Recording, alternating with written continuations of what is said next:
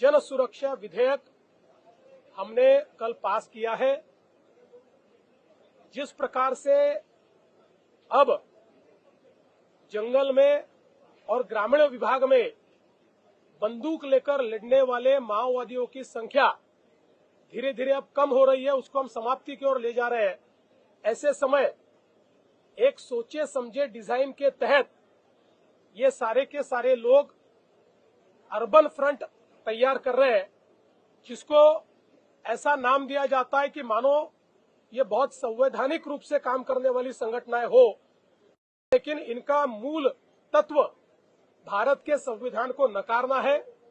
इस प्रकार से काम करने वाली जो संगठनाएं हैं उनके ऊपर कार्रवाई करने के लिए महाराष्ट्र में कानून नहीं था।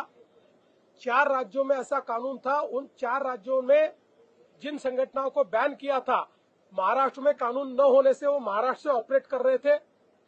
कुल मिलाकर इस कैटेगरी में 64 संगठनाएं महाराष्ट्र में काम कर रही है, लेकिन उनके ऊपर हम कोई कार्रवाई नहीं कर पा रहे थे।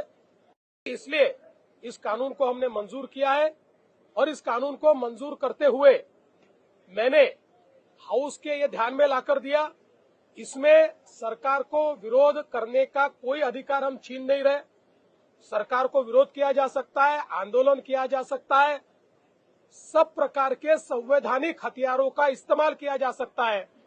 इसलिए ये केवल अर्बन माओइस्ट और माओवादी फ्रंटल ऑर्गेनाइजेशंस को काबू में रखने के लिए तैयार किया हुआ कानून है। मकोका से कितना अलग है यूएपीए और मकोका? देखिए, यूएपीए मूल रूप से जब तक उसमें टेरर एलिमेंट नहीं आता तब तक यूएपीए लागू नहीं होता, और मकोका का कानून ये इस प्रकार के कार्रवाइयों को हैंडल करने के लिए नहीं है, क्योंकि मकोका में व्यक्ति पर कार्रवाई होती है, संगठन पर कार्रवाई नहीं होती। इसलिए ये कानून तैयार किया है।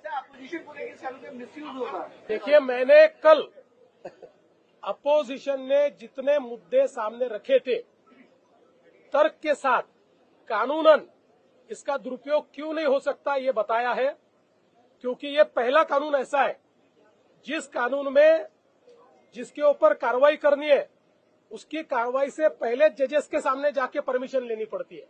बाकी कानून में पहले कार्रवाई होती है, फिर जज के सामने जाते हैं। डीआईजी लेवल का ऑफिसर तो कार्रवाई करेगा, लेकिन बोर्ड के सामने जाना पड़ेगा, जिस बोर्ड में सिटिंग हाईकोर्ट जज या रिटायर्ड हाईकोर्ट जज है, डिस्ट्रिक्ट जज है, पीपीए, वो अगर कार्रवाई को मंजूरी देंगे तो ही कार्रवाई हो सकेगी।